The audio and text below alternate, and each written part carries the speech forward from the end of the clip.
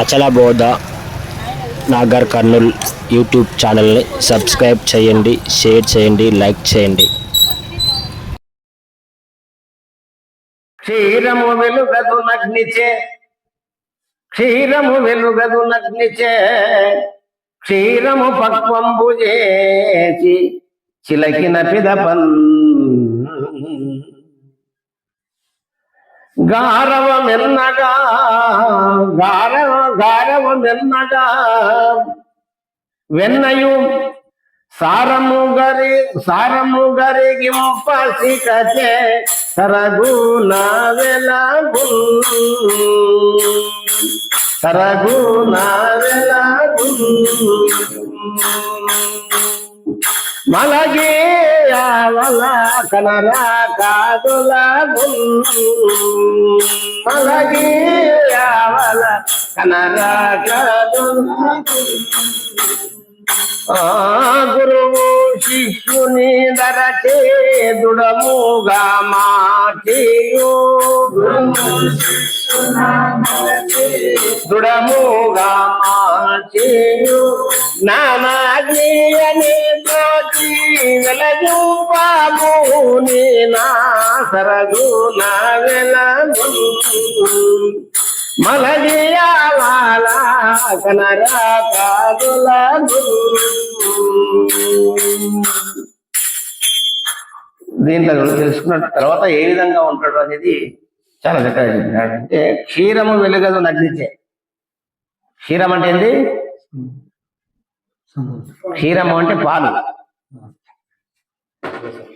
పాలు పోసి దీపం ముట్టి వెలుగుతుందా? వెలుగదు. ఆ పాలను ఏం చేయాలి? మనం పక్వం చేయాలి. పాలను పక్వం చేయాలి. ఎట్లా పక్వం చేయాలి అంటే పాలను కాగబెట్టాలి. ఎర్రగా కాగబెట్టిన తర్వాత కొద్దిగా గోరువెచ్చగా అయిన తర్వాత తోడు వేసి మూత మూసి పెడితే మర్నాడు ఉదయానికి అది గట్టిపడి పెరుగు అవుతుంది. ఆ పెరుగును చిలుకుతే వెన్న వస్తుంది బయటికి. మరి చిలికిన పిదపను గారము వెన్నయు దానిపైన ఏం చేస్తుంది? దాని సారం వెన్న పైకి వస్తుంది. ఆ వెన్న వేసినా వెలుగుతుందా? ఆ వెన్నలో కూడా మల్లె ఉంది కాబట్టి మళ్ళీ ఒక పాత్రలో పెట్టి కింద మంట పెడితేనే, పొయ్యి మీద పెడితేనే దాంట్లో అనేది మొత్తం స్వచ్ఛమైనటువంటి వెన్న పైకి వస్తుంది.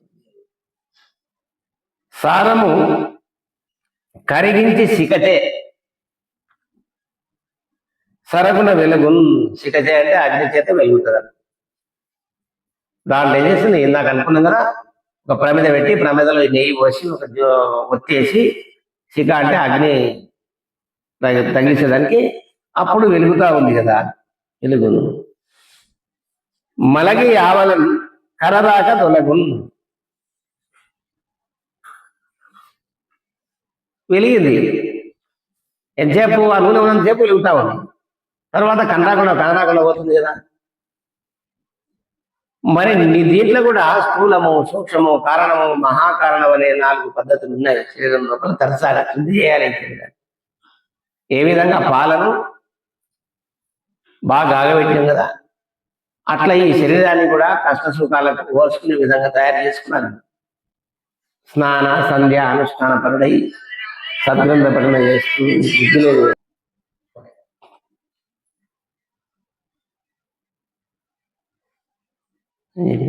అట్లా ఈ శరీరాన్ని కూడా ప్రమిద లాంటిది కదా. ఆ ప్రమిదకు రంధ్రం పడితే నూనె అంత పోతుంది కదా. మరి శరీరాన్ని కష్టాలకు తట్టుకోలేకపోతే ఈ బోధ ఉంటుంది, సారం తీస్తుంది లోపల బోధ సారం.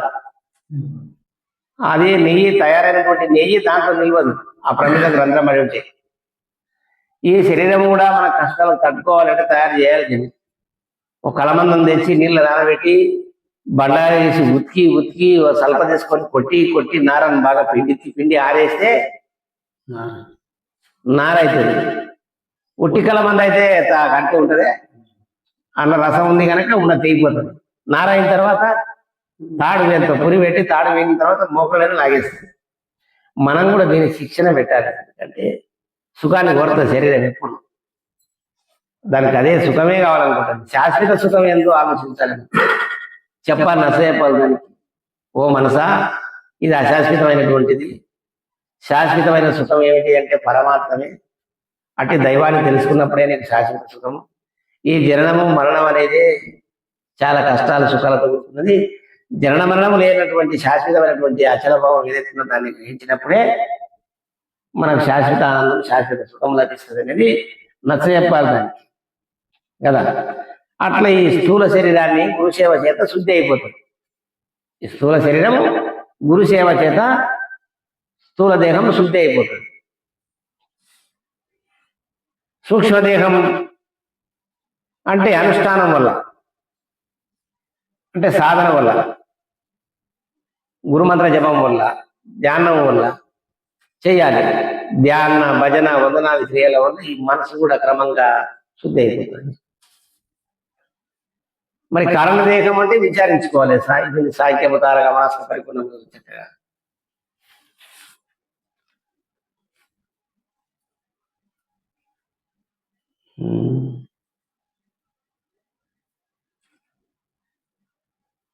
ఆవరణ కలదాకా పోవును, అది కూడా లేకుండా పోతుంది. నీవు కూడా విచారిస్తే ఈ నేననే అహం క్రమంగా లేకుండా పోతుంది అని చెప్పి నాయన గారు చాలా చక్కగా దీన్ని కథ తెలియజేశారు. జై శ్రీ సద్గురునాథ మహారాజుకు జై.